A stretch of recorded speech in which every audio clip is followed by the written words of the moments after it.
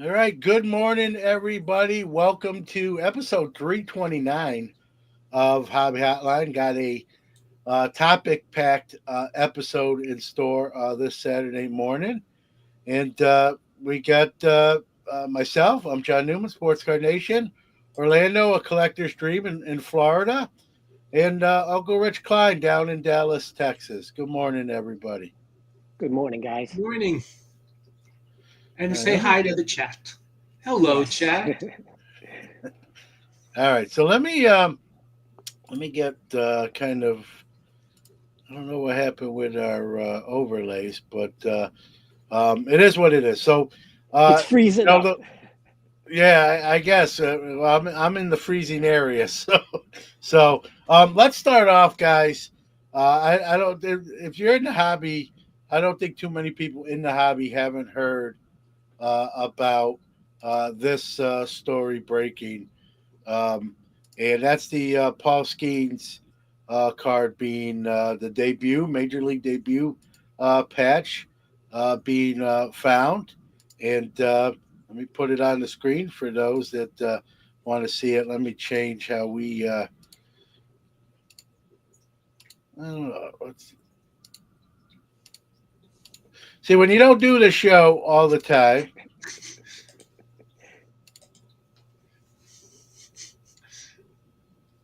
All right, I'll cover me up here. That'll work out for you guys and for the audience itself. This is out of the Topps Chrome update. It's the Big Daddy card in this set. And I don't know how you guys feel, but I'm glad that 11-year-old kid in Los Angeles found this rather than a big breaker, and that is I take some joy in that. Not that there's anything wrong with a breaker, but it seems like a lot of these big cards are coming out of certain breakers, arsenals. So, 11-year-old kid, I think he's going to be going to college and paid for with because he has decided to sell this card. The young man did not take the Pittsburgh Pirates up on their bounty offer, or Livy Dunn on her offer individually. So this is going to auction. Rich, you pointed out, which I already knew, this card has already been graded by PSA, double 10. So the card itself got a 10 and the auto got a 10. And so here you go. It's so guys, the thoughts on kind of, what I just spilled there with the young man getting it, the no Pirates deal, and this is going to go to an auction for sale. And what might this card get that financially? Well, it's being auctioned on Fanatics Collectibles. So we are not talking necessarily right now, but Fanatics just posted in that they have quadrupled like the top sales since 2020. A 4x for Fanatics is pretty good with that type of marketing background and being a key card in their March auction. It's going to go for good money. So I have heard where I did read, this is the internet, so I don't know if you can believe everything, that the young man is the son of a breaker, not a big breaker, but a breaker, and the rumor is he held the card for a while, and I don't discuss conspiracy theories, but there's always, this is the hobby. Somebody always has a conspiracy theory nowadays. Having said all that, wonderful for the kid. His college is paid for. The card is graded. Somebody who really wants the card can get the card as long as they have the coin to do it. And that's fine. I mean, it's a 10-10. We're all graybeards. We've all seen this before. He also lives in Pittsburgh. I mean, he does not live in Pittsburgh. Why would Yeah. you take the Pirates offer if you live in LA?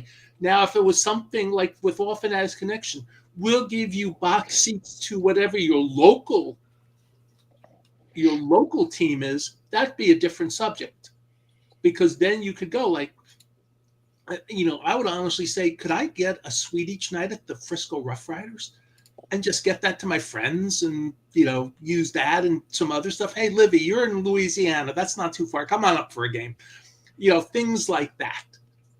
But Yeah, I don't think the Pirates are going to be buying this young man LA Dodgers season tickets. I think the No, price. but Fanatics could. Yeah, yeah, that's true. And The that's my price. point. Fanatics could. And how And I long mean, before who wouldn't want Frost to see the needs is Dodgers? a They're buying every LA free agent Dodger in at this sight. point? I mean, they just signed Yeah. Sasaki. They just signed the Rangers closer Kirby Yates. They They sign anything that moves. They called me up and I said, listen, you're about 30 years past my expiration date when it comes to baseball playing. So, you John, know, they're signing us. They're signing Orlando, you and I, so we can be in a senior gray period. Yeah, Okay? right. I'm signed up for that. Oh boy. That's for sure. I can still Well, play with my age bracket. I just can't play with 20 and 30-year-olds. yeah, that's for And sure. even, but yeah, this is you know, Well, well, I've heard people say this is a setup, but go ahead, Orlando. yeah. Let's get Let your me. I thoughts guess here. let me share Yeah, my thoughts because I was in marketing for many years, and I'm not a conspiracy, but I think it's one of the best marketing things that Tops has done. And let me go back to what Rich said. Rich, you said that Fanatics had quadrupled. That's only Tops that quadrupled. Those are just the top sales that went to 1 point, what is it, $7 billion. Yeah, 1.6, 1.7 billion. Exactly. So the thing is this: they put in a redemption, and supposedly the kid got it for Christmas, opened it on Christmas Day, found the redemption, and then now it was 3 weeks, almost 4 weeks after that, that we know now that Tops announced or Fanatics announced that an 11-year-old kid or had found the card. So my opinion is because remember that at the beginning when they first announced this Topps debut patch, they said they would do a white glove uh, where that if you got one of those, they would literally take care of you. They'd get the card, they'd get it graded or whatever, and all that stuff. So I think that's what they did in this case. But I think when Topps found out that it was a kid that pulled it, and whether it was the breaker son, whatever, let's put that off to the side for now. I think Topps called the family and told them because the kid wrote like a 4 or 5 page diary of what happened. And if you read through that, it kind of talks about, well, I was in school and my mom bought it when I was in school. They bought the box and I opened it Christmas Day. And it goes on to kind of tell the whole story about it. But I think that was done after the fact. I don't think that initially was done. The kid didn't want exposure. The family didn't want the exposure. And I don't blame them because 11-year-old kid, you don't want him plastered all over the internet. I wouldn't if it was my son. So I think what happened there is Topps found out, oh, this guy's got the redemption. They contacted the family and, they told the kid, hey, write us a little history of how you found it or what happened, just kind of to promote it a little bit more. And they got the card, Topps Fanatics got the card and went directly to PSA because they had it. It was a redemption. And imagine they did the super express type 1 day delivery, hour delivery thing, must have cost them a fortune. Got it graded a 10/10, where I don't know if the kid would have turned it in if it would have been a 10/10, but anyway, that's another conspiracy. But the bottom line is that Fanatics has now kind of cornered the market on these debut patches, where if it's a redemption, as soon as the redemption comes in, they know who's got it. They're the first ones able to contact that person and say, hey, gotcha. We'll put it through Fanatics Collect. We'll do it there. We'll sell it there. We'll grade it. We'll do the whole thing. You'll stay quiet. You won't find out. You'll just get your money and go from there.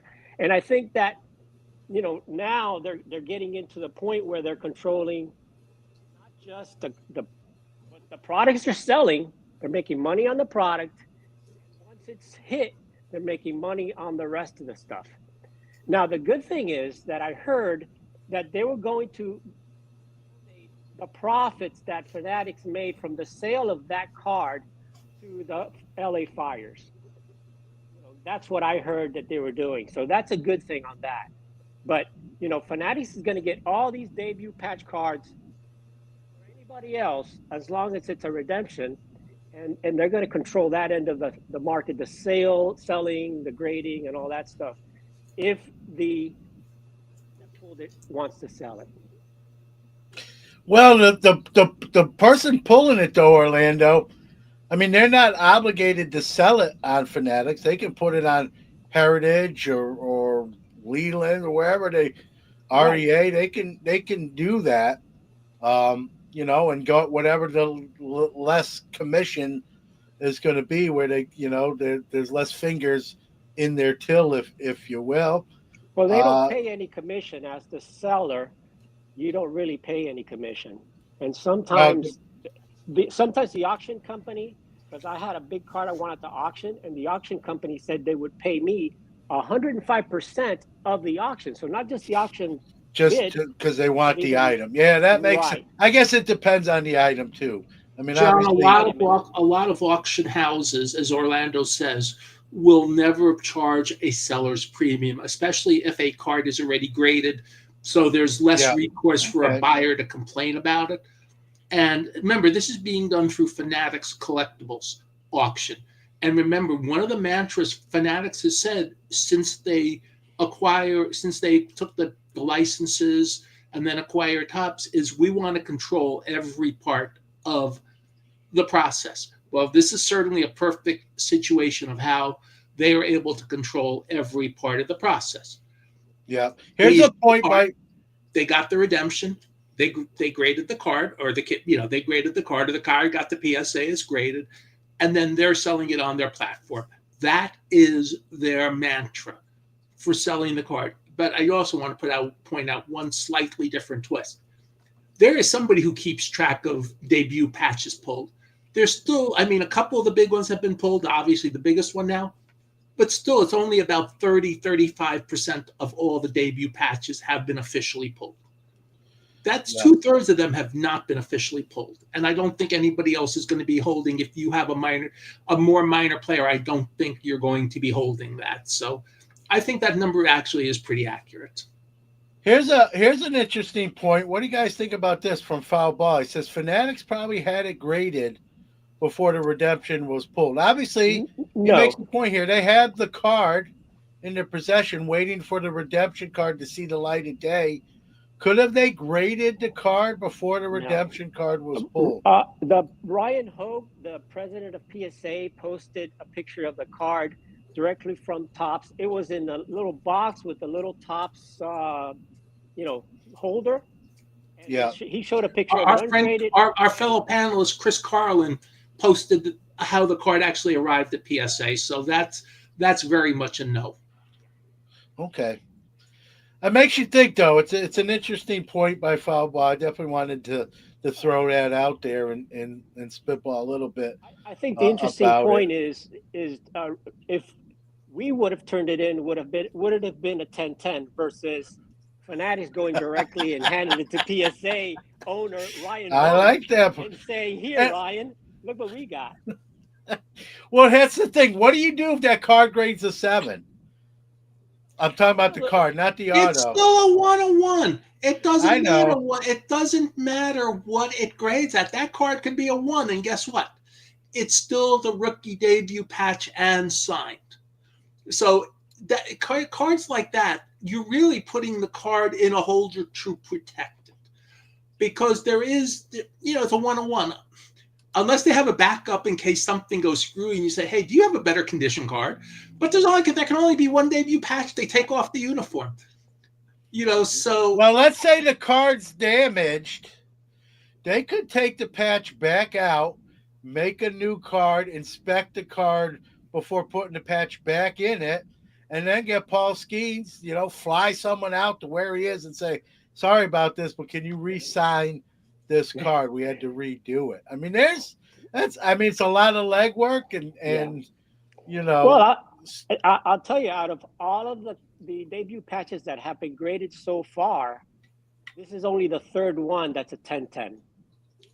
There's been like 9 10s or others, but I read that this is only from the scans. It's a nice looking card, and as I said, whether it was a 7 or a 10, it doesn't. If really I matter. pulled that card, I wouldn't care what it graded at. It's a 101. I mean, there are certain things that don't matter. Yeah. There really isn't. Yeah, imagine it came out, you got it in bad shape. You call up top. I'd still be happy if it was a 4. Yeah, it's a 101. It's going to be worth the same amount of money, folks. It's still going to be worth. I mean, I think it's going to go for over $1 million. I don't know what you think, Rich. In 1991, I got interviewed by New York Magazine at the time, and they asked me for my prediction on the PSA 8 Wagner card. And at the time, so I said, well, based on prior history, the card should go between maybe 150 and 200,000, and it's on paper. And that card went for $451,000 or $500,000 after the juice. From that point on, I no longer make predictions that can ever come back to me about how much a card. Yeah, but you don't get in trouble if you're wrong. That's you don't get lose your job if you're wrong. I've learned a lesson, John. 30 years later, 35 years later, I stay with the lesson I learned. Don't make the weatherman's wrong half the time, and he or she still keeps their job. There is one prediction I will make: if that young man wants to go to college, his college education is paid for. Well, depending on what this card goes for, guys, he might not even need to go to college. He might just start investing, and his money will make money, and he'd be like, what am I going to college for? I can just buy a business and be an owner and I'm 18 or what. There's a lot of ways there could go. Well, I'm going to make a prediction because even if I'm wrong, my wife won't divorce me and my job won't fire me. Well, I don't know about my wife, but I won't lose my job. I'll say that much. But I think, and I'm going to give kind of a range here, I think it goes between $750K and $1.2 million. I know that's a little bit, a little bit of play there, but that's what I'm going to predict. $750,000 to 1.2. I can't, me personally, I heard somebody say even higher than that. I don't see that, especially being a pitcher, even though a very good one.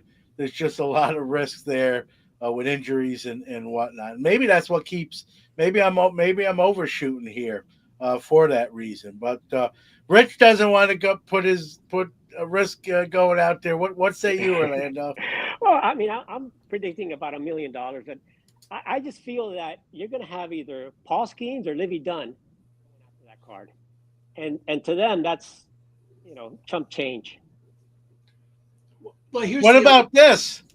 What Pirates don't sign actual major league players? That's why they're not a great team. So they're saving all this money on payroll. Maybe so the young man didn't take their original bounty offer. Maybe the Pirates just use the money they don't spend in the organization. Just like you said with Skenes and Livy Dunn. Maybe it's a 3-person bidding war and they're bidding against themselves. Skenes, Livy Dunn, and the Pirates themselves. Bob Nutting, who is the owner of the Pirates. Livy did make an appearance at Fanatics Fest last summer. She does have some relationship with the hobby. And so and I do not know if Mr. Skenes is a collector, but if either of them are involved in the collecting world, they may actually just want the card for themselves too. Yeah. And, and if you're, with the money Mr. Skenes and Miss Dunn have, they probably can afford to buy the card if they so desire. And so, the idea of a bidding war, you could very well be bidding against the person who's actually on the card. And, we've had at least one case already where I think the mother or the grandmother of the player pictured, and it was not a star player, bought the debut patch card. Mike Penny wants to talk about Wemby for the next 40 minutes. So we're going to skip the actual topics we had. No, we're not. We're not. Well, maybe Mike Penny will make an offer. Wemby, the San Antonio Spurs just played in Paris.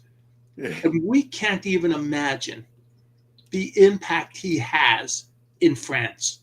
He is, I'm not going to say he's going to be the next great player, but he is well on his way to being the next dominant force in the NBA. He has done stats through the first 100 games that almost nobody else has. I think the only player with the same stats through the first 100 games, when you count points, rebounds, assists, and blocks, was Tim Duncan. Tim Duncan turned out to be a pretty good player too.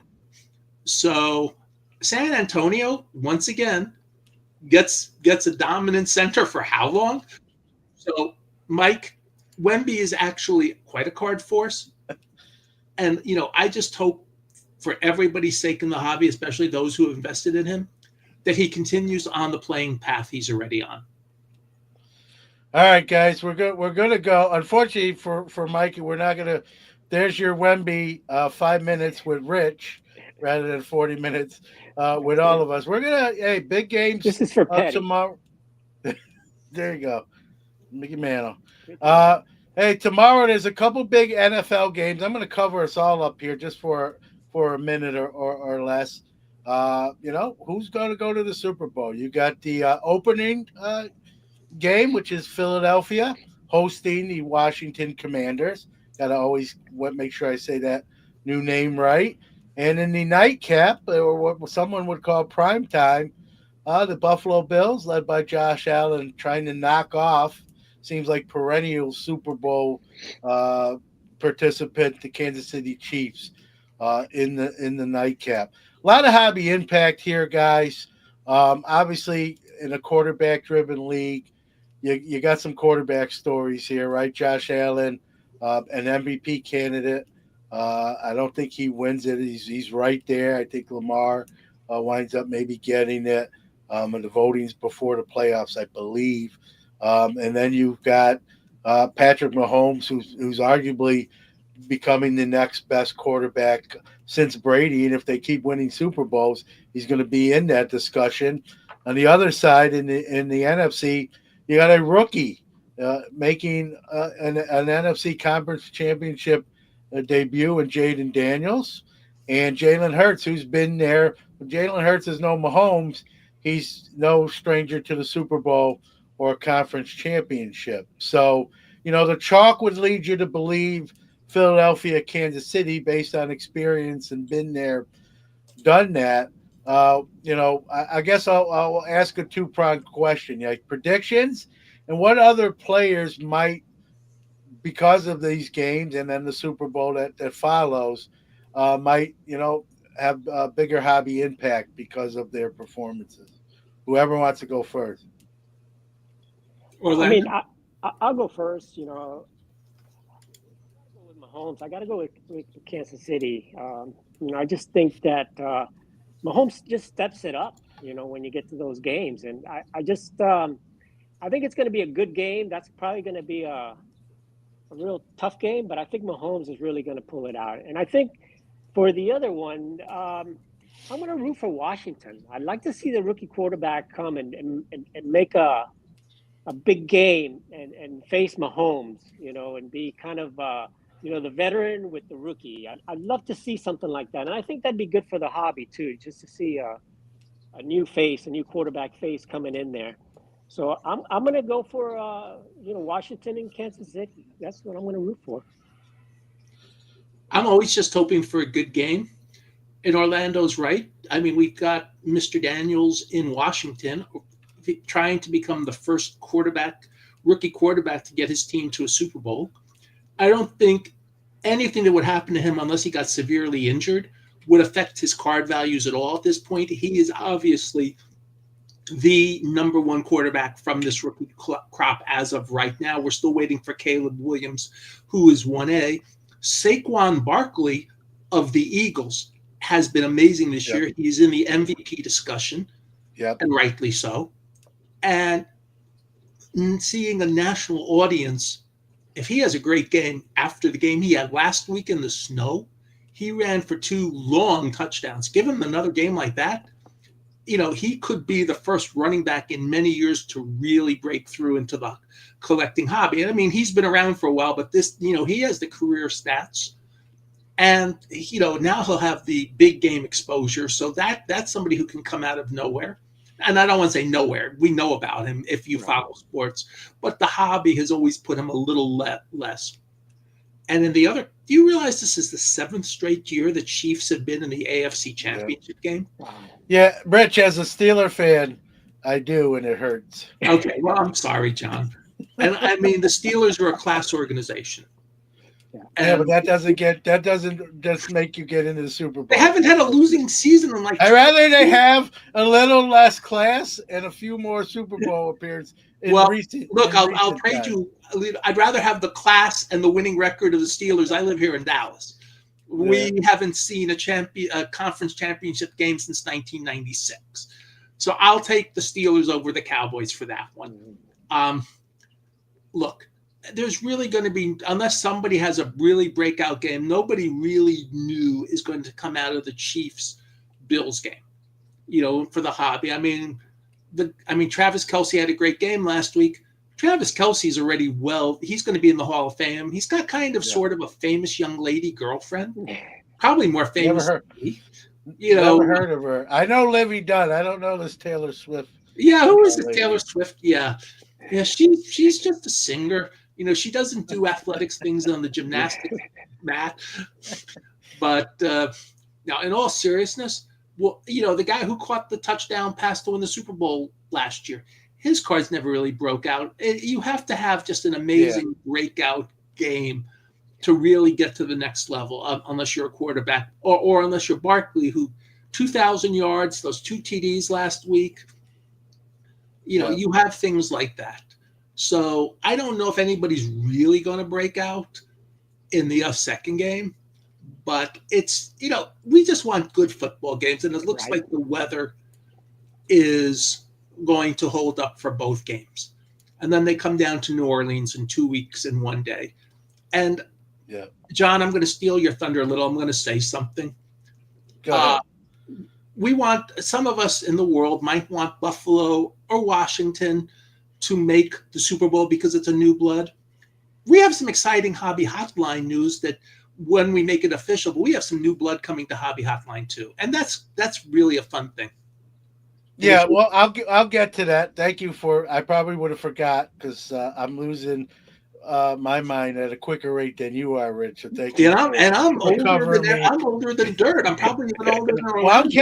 Well, I'm catching up. You might be older than me, but I'm catching up. You're doing a great job on that. So we'll see what happens. I just want to see good games. I want the excitement of good games. I want to see good, close games. I want to see everybody do well. 36-33, the Eagles and the Commanders with Daniels with that last second touchdown pass earlier this year. That would be a game that would go down in history. And all the Bills, Chiefs conference championships and playoffs games so far have been wonderful. So let's just hope for good games, nobody getting injured, and maybe somebody new breaking out. Yeah, I echo that. But as a little bit of a gambler, I'll weigh in here. I'm going to give sort of 2 answers: my heart answer and my mind, my head answer.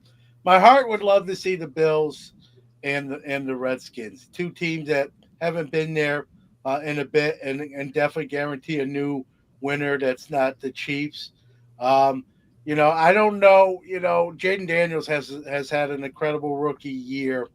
Barkley, like you said, Rich, is someone that sets up at shows. He's always been a pretty decent seller, but now even more so with the season he had and the closest he's been to the Super Bowl as a professional. I'm going to pick the Eagles. While I want the Redskins. While I want the Commanders, I'm going to pick the Eagles just because of the experience. And I think that there's going to be a late mistake that may cause. I hope I'm wrong. Here. And, man, it's hard to pick against the Kansas City Chiefs. They always seem to find a way. I know I saw some of the refs' comments.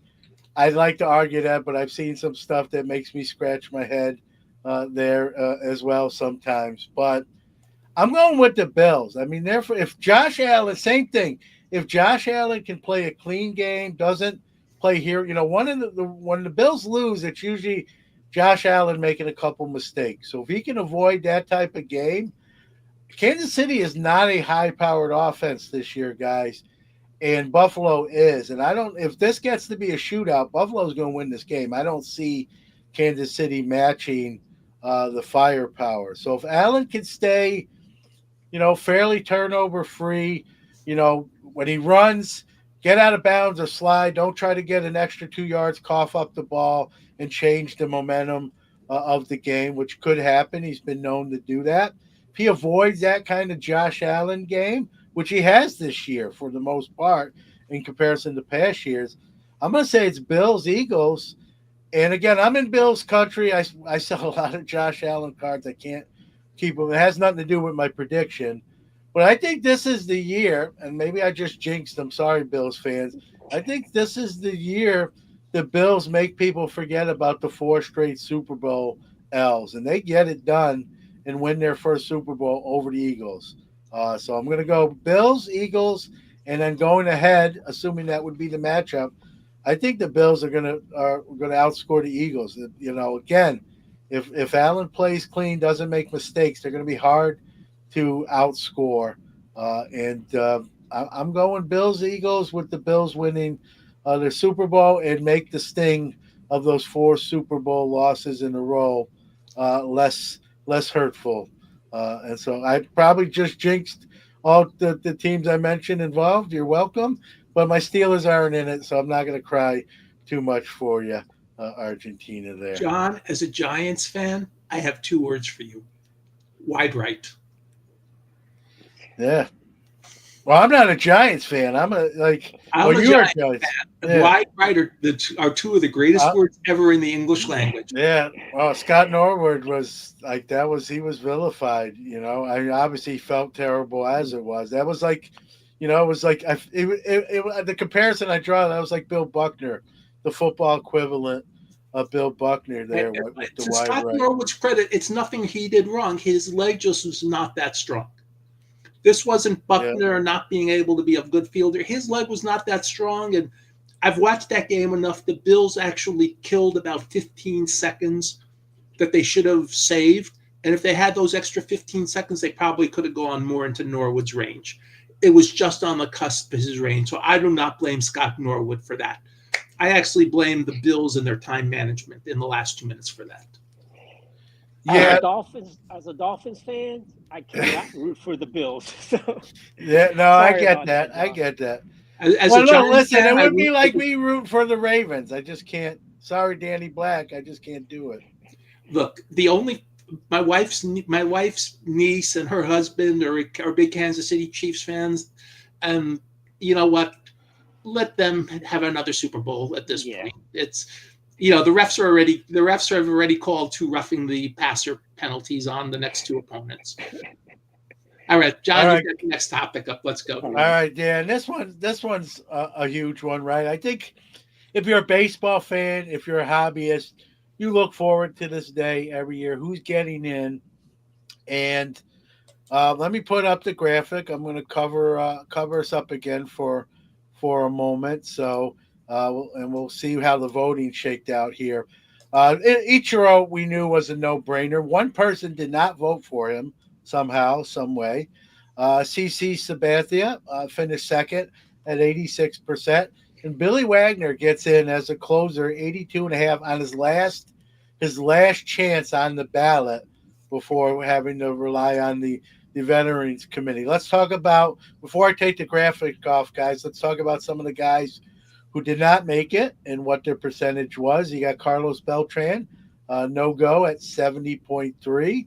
Andrew Jones, who is a favorite of many to people who think he should be in, 66.2. Chase Utley, 39.8. Alex Rodriguez, we know why that number is so low, 37.1. Manny Ramirez, 34.3 for the same reason as A-Rod. And Andy Pettit, 27.9. Again, admitted user of performance enhancing. I'm not a CC Sabathia guy, but I looked at the numbers, 261 wins, and he doesn't knock my socks off. I'm not saying he shouldn't be in. He doesn't scream right off the page to me. Ichiro, there's not much to be said there. And he started his major league career at age 29 and put up some serious numbers 27 in the time. What, 27? When he started? I thought it was 29. I read the graph. Unless he was using a baseball age. Yeah, maybe, So even at that, that's a late age to get your first start in the big leagues and then put up those kind of numbers. He was a no brainer. You could take that one to the bank. It was just who else was going to make it. I thought CC had a shot. He gets in. I thought Billy Wagner should got in last year. He's another guy. I know the name is not sexy, but when you look at the numbers, he was a dominant closer. It's tough when you play, during the same time as Mariano or after. That's kind of who you're held up to, and you're not really going to hold a candle to him. And sometimes you pay the price of that. So I'm glad for Billy that he got in. Again, I know it's not a huge name, not a sexy. I mean, closers in general after Mariano aren't really that sexy of a name. But thoughts on maybe what your thoughts, guys, and then even on the guys who didn't get in. I honestly thought CC would get in. I had absolutely no issue with CC Sabathia. He was a dominant pitcher. Remember, he was a pitcher during what we're going to call the changing of baseball, where pitchers were sometimes expected to go 6, 7, 8 innings. Now they're expected to go maybe 5 or 6 at the most. A guy pitching 200 innings nowadays is an anomaly.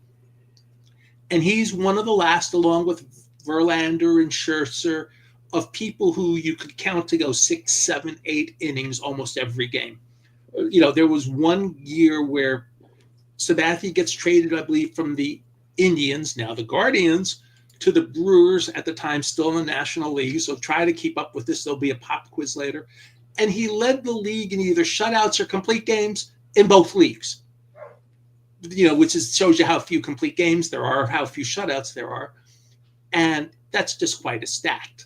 Having said that, I never had and he has a World Series. He was a dominant force in baseball.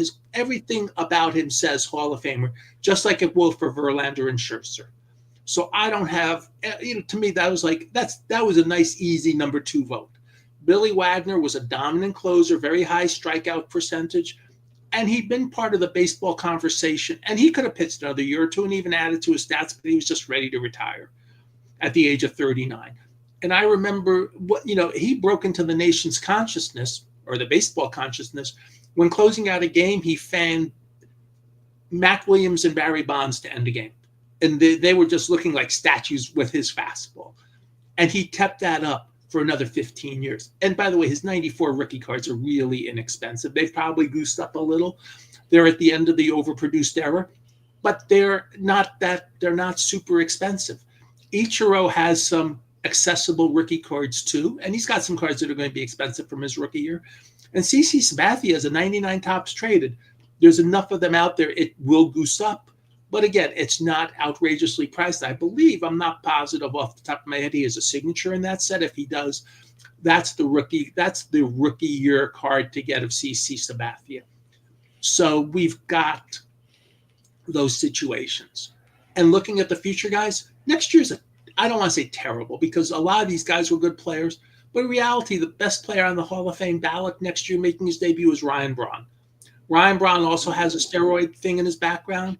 So Beltran and Andrew Jones will move up the percent ladders. They're probably the 2 best players on the ballot. And so I would say you've got at least one, if not both of them, going in next year.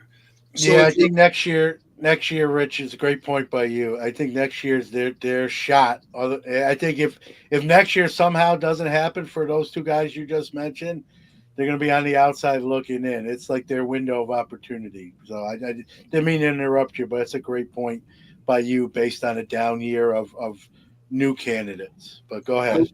Orlando? Well, I mean, I'm a small hall guy. So for me, personally, I don't feel Billy Wagner should have been in the hall. I think before that, he had maybe 10%, 15% of the vote.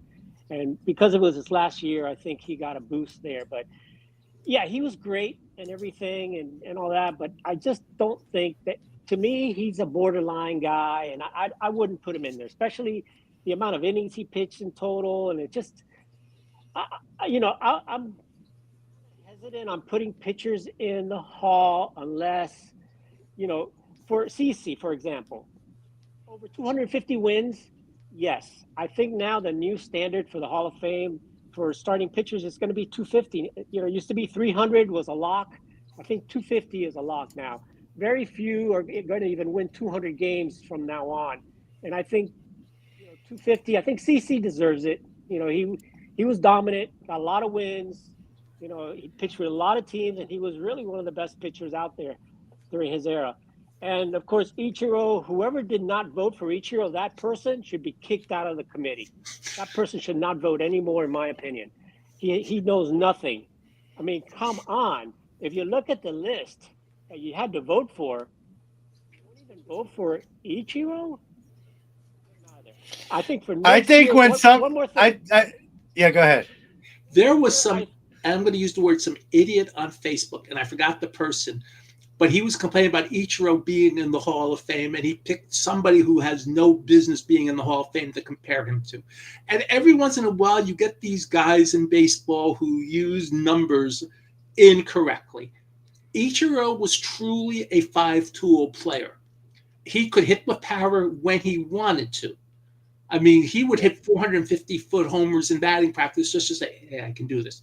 Just like Ty Cobb. We always talk about Ty Cobb as a hitter, and one day people near the end of Ty Cobb's career got upset at him for never hitting, and he says, "Let me show you." And he hit like 4 homers in a doubleheader just to show he could hit for power, and then he went back to his singles thing. So Ichiro certainly was a great fielder. He had a good arm. I agree with you. Ichiro could do it all. He stole a lot of bases. The old thing about hit, run, hit with power, field, and throw. I mean, he was a five-tool player. I would say he was more. I don't think his arm was as strong as it should be. Oh no! Watch some of his throws from his rookie year. His arm, he threw out people from right field like it was nothing at third base. I mean, it may have been a level below Clemente's and Darryl and Dwight Evans. Nobody else had those arms, but if there are 40s on the arms, if there are 80s on, or whatever term they want to use on baseball for the arm, Ichiro's a 78. Yeah. No, he definitely, I mean, yeah. You can't say, that's why I'm saying he was a no-brainer. I mean, yeah. And for next year, I think, I really only see Beltran, maybe. I don't see anybody else going in. It's such a, I don't think Jones is going to go in. He was terrible at the end of his career. I think if he would have retired a couple of years earlier, I think he was a shoo-in. But then when he went to play for the Dodgers, he just was a bomb. Well, so Jones was only like 30 when he went to the Dodgers, but that was the case where he left the place he should have been. He never was the same after he left Atlanta. And his counting numbers became good because he actually had some hitting resurgence later in his career. But he's one of these guys that should have taken a home team discount or something and stayed where he was. And sometimes in life, you have players that should take a discount and stay where they are, where it works for them. I mean, now, I'm going to be very curious to see, and on a hobby basis, I'm going to be fascinated to see where the polar bear, Pete Alonso, ends up. Because I suspect he's asking for more than the Mets want to give him. They did, after all, just spend $50 million a year on Juan Soto. Rich, let me ask you what you think on, since the class next year is kind of... It's weak. Well, you can say it is a weak class. Okay. And you see someone like A-Rod, steroid guy that moved all the way up to almost 50% of the vote. Do you think that possibly A-Rod or one of the steroid guys will go in next year because it's such a weak class? I think they're too far away on the percent. Okay. You don't make a jump that high in 1 year. But long term, I think all the steroid people will make the Hall of Fame because eventually the numbers are what wins out. Clemens will make it. Bonds will make it. A-Rod will make it. Manny Ramirez at 500 homers, he'll make it. Sosa will make it. Eventually, they will all make it. Rafael Palmeiro, 500 homers, 3,000 hits will make it. But it may be not in their lifetimes. Because Mark McGwire, again, it's the Hall of Fame, not necessarily the Hall of Clean Baseball. And they were the best players of their era, or they knew how to take the pills better or whatever. And they will make it, but it may not be in our lifetimes because eventually the numbers win out. I just put up Mike Petty's post about Right. this is why Beltran didn't get in. It's Right. that the Houston Astros cheating scandal. Other than that, I think he gets in, and I'm going to say whether Mike Petty thinks he should or not. I think Rich's point. I think Beltran benefits from that weak class next year, and that's how he. I think Beltran gets in next year. I don't see Andrew Jones, who's to me kind of looked at as a compiler. Beltran had a 5 to 8 year stretch Mhm. where he's one of the best players in baseball. Right. 40-40 type guys, 30-30 easily. One of the top picks in fantasy leagues, cover boy on magazines. I think he gets in. I think he didn't get in this year. I think Billy Wagner got in because of the Astros cheating and buzzing and banging on drum scandal. I think next year, with no real class to go up against, Beltran's going to get in, whether you like it or not. And I think that cheating scandal's looked at. I don't know how you guys feel. I think that's looked at differently than doing performance enhancing drugs because in baseball, right? There's people are steal signs and try to get all sorts of advantages. They used equipment to do it, which is like with that line you shouldn't cross. But like everyone's trying to get an advantage looking at the catcher's fingers when he's giving out the pitch time when you're standing on second base. I did that in Little League in high school. So, so I think that's more forgiven than even performance enhanced. So I think to Rich's point, I think Beltran gets in. I don't think Andrew Jones does. I think A-Rod, to answer your question, Orlando, I think he moves up. I don't think he gets in. I think his personality hurts him. I don't think he's a really well-liked guy.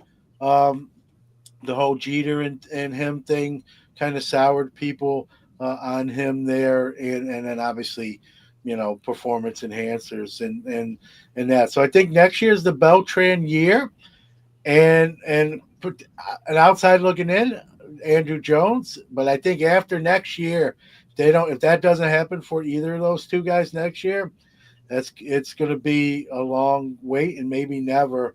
And A-Rod, like Bonds, I'm not a huge Barry Bonds fan because of what he did and how he is, but that guy was a Hall of Famer before using. Right. And so if any one of the steroid era guys gets in, it's got to be Barry Bonds first. And at that point, now you got to we got to get Shoeless Joe in. We got to get Pete Rose in. I always said I think they're going to wait till Pete dies and then get him in. That will be the punishment. Well, we're at that point now. So when does it will and when does that happen? So, baseball is a game where you try to take advantage of different things. Again, I don't like performance enhancing drugs, but stealing signs, as long as it's organic, I don't have a problem with that. If you start getting into like scoreboard signals and electronic stuff, there's got to be a line you can't cross. And they were penalized for that. Some may not think that was harsh enough, um, but that cost them draft picks and money and other things. I think it cost Beltran being in the Hall of Fame already. And so I think he gets in next year. Could be wrong. It's just a prediction. And based on what Rich said, that class next year is bad.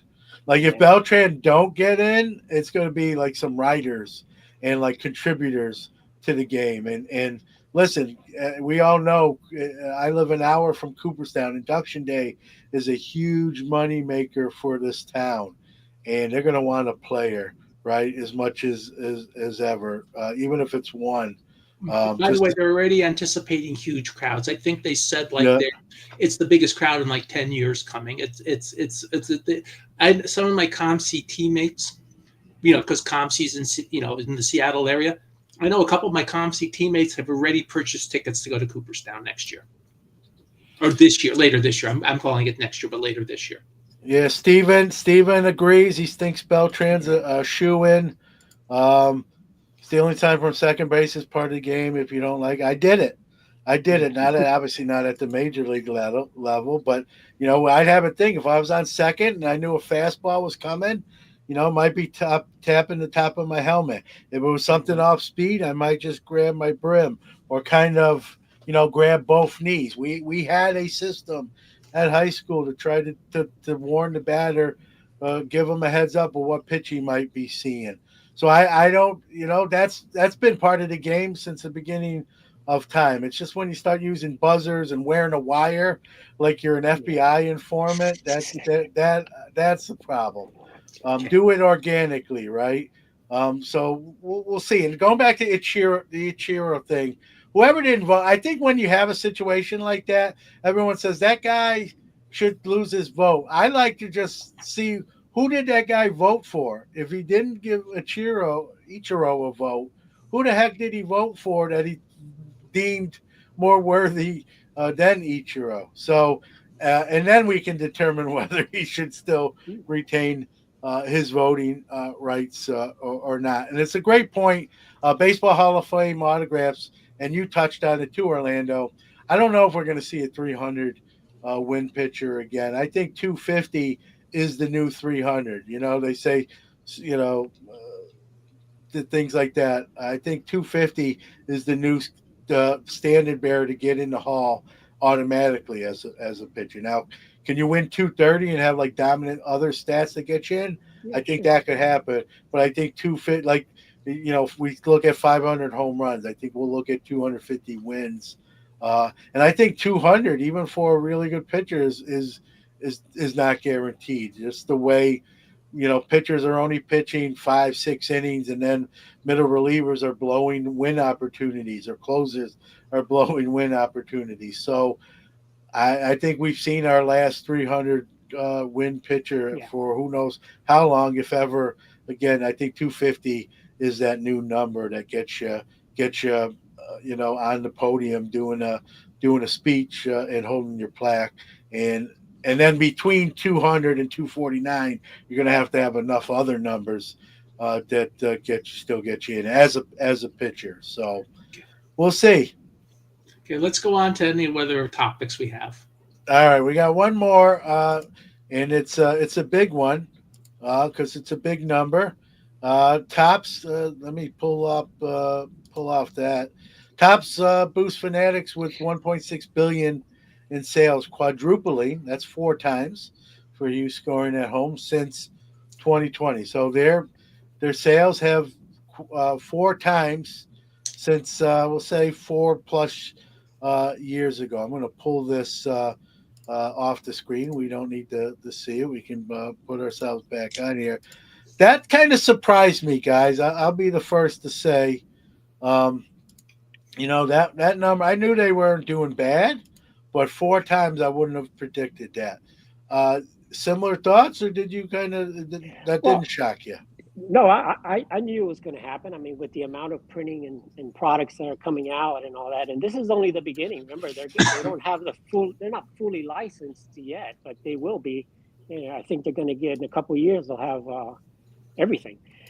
But what I think with them is that they struck gold with the Tops Now product, with the Olympic team card that they did, and with the Ichiro 50/50 card. I mean, You mean it's the Otani literally 50/50? the Otani, right? The Otani, sorry. It's literally printing money.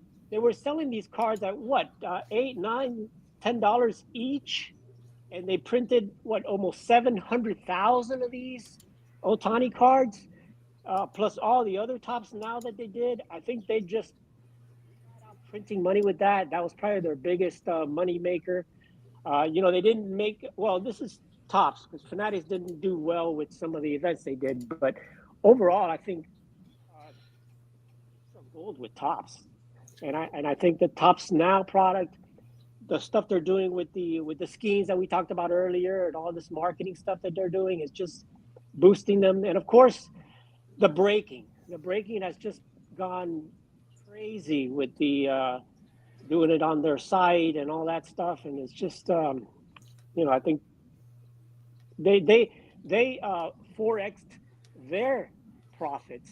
I don't know about 4xing the hobby, but I do think that the hobby has at least doubled, in the last couple of years.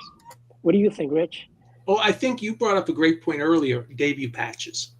They will have all the licenses in a year or two for both for baseball, football, and basketball, and you can have debut patches in all three sports. I mean, in football, you'll probably have some. I mean, they may be more common. You might have to limit it to more skill players because otherwise, every offensive lineman in the if you do every offensive lineman and defensive lineman in the world, you might actually get team collectors. These guys may never have another card. You might actually get people, and back in the day, there were a ton of really intense Pittsburgh Steeler collectors.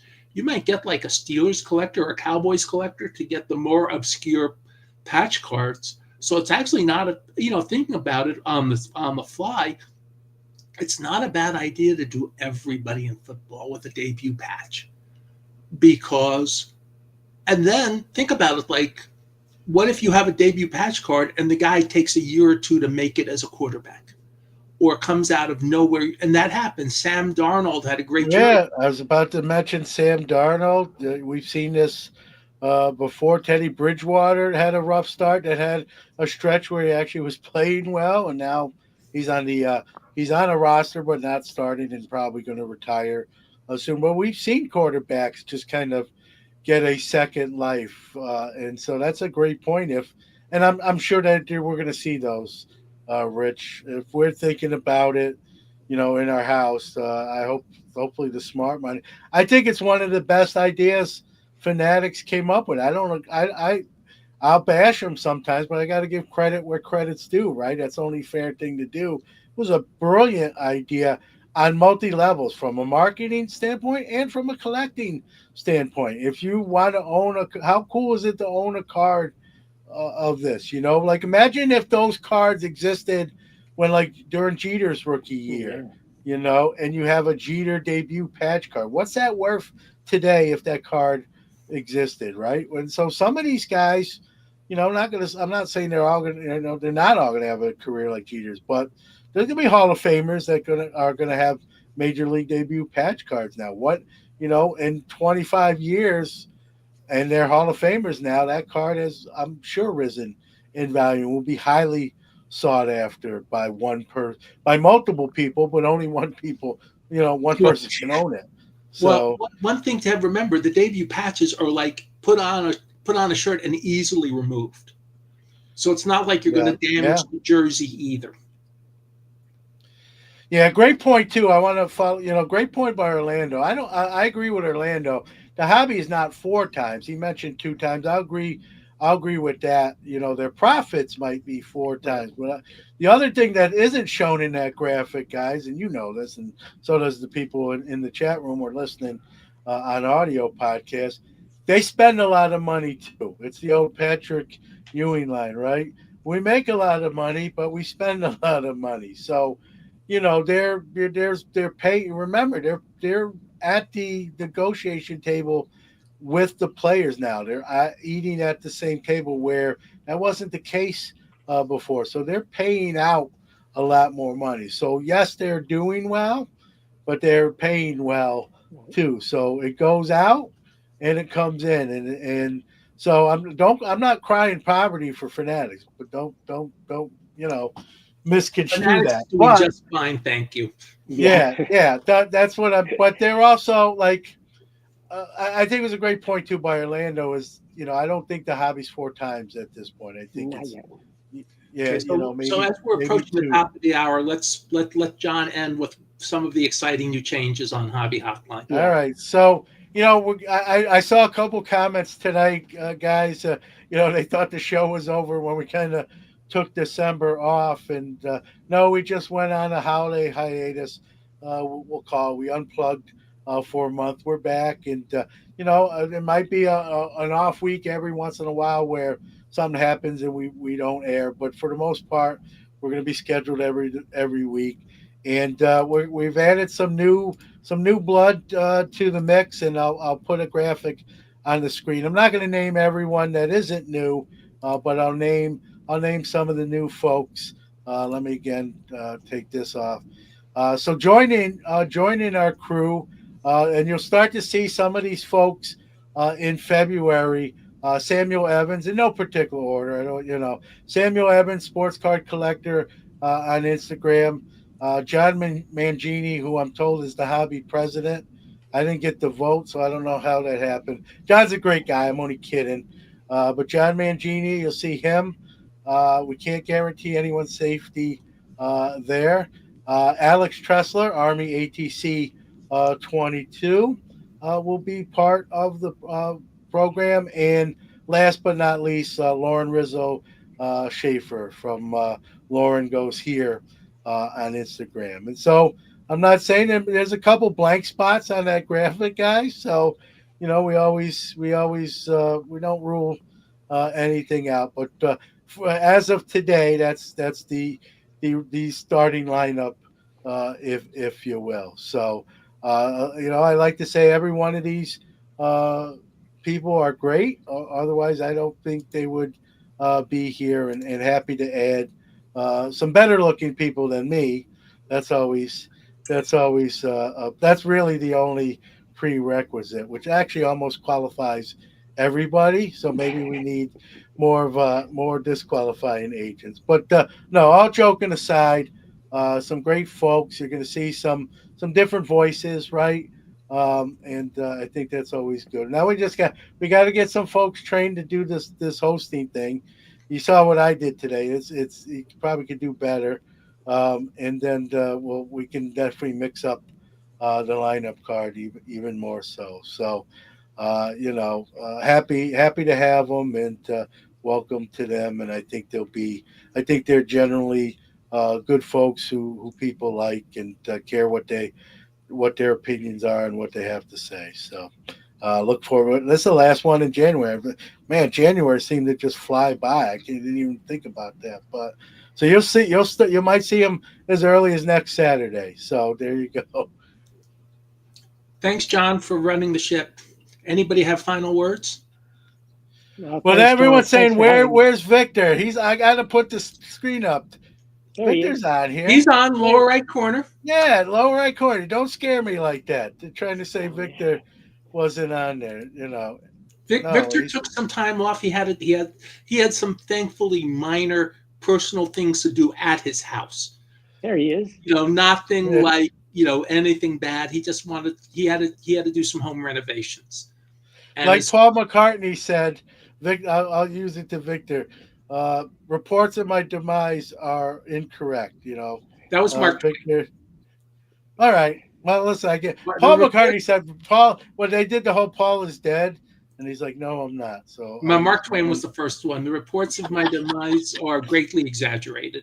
So there and now you go, we all Victor. use that line. Samuel L. Clemens. I'll just start by saying I went to the Dallas Card Show last week. It was an absolute monster of a show. It's funny. The Rangers tried a fan fest, a small card show, and I'm sure it went well because of the number of people there. It was kind of silly having a card show the same weekend as the Dallas Card Show, and they didn't do a lot of publicity or prep for the show at the fan fest. The Rangers fan fest started, by the way, when they called it the Winter Carnival. Half of it was a card show at the Arlington Convention Center, and half was the Winter Carnival, with the players signing. So that's kind of a return to the roots. And I'll call my wife back in a couple of minutes. But the Dallas Card Show is our good friend John Keating would say, proves that once again the secondary market remains undefeated. Yep. Yeah, no doubt. Shows. I mean, even the smaller shows I do here, Rich, and I'll keep this short and sweet. Like I go into them kind of thinking that it is, it's going to be this kind of show, and sometimes it surprises me. So you never know, right? And listen, we just talked about fanatics in the growth. Like the hobby's bigger. We can debate 2 times, 4 times, 8 times. They want it to be 10 times. It's bigger today than it was last week, and it'll probably be bigger next week than it is right now. So, and that's a good thing, right? That indicates strength. I don't care what industry, what business, what hobby. That's a good indicator. So, reports of the hobby's demise. are are greatly greatly exaggerated. exaggerated as well. I had to end on getting that quote right, Rich. I had to go Okay, out. good job. Orlando, you Rich, want to say the final word? no, just Rich knows because he met Samuel Clemens personally. I think they were from the same high school graduating class. I'm No, not sure. I've never. that's only Tom Lehrer who went to my high school, 94 years old and still a friggin' genius in music. Wow. Uh, all right, guys. Well, Thanks, guys. thanks Have a great everybody. weekend. Thanks everyone out there. Appreciate bringing the show to you. Appreciate the active chat room. Even if you're not in the chat room and you're just downloading the show afterwards, we appreciate you as well. You're giving of your time. And we'll see you next week on Bench Clear Media. There you go. Have a good night or have a good weekend, everyone. Enjoy football, and we'll see you here a week from today.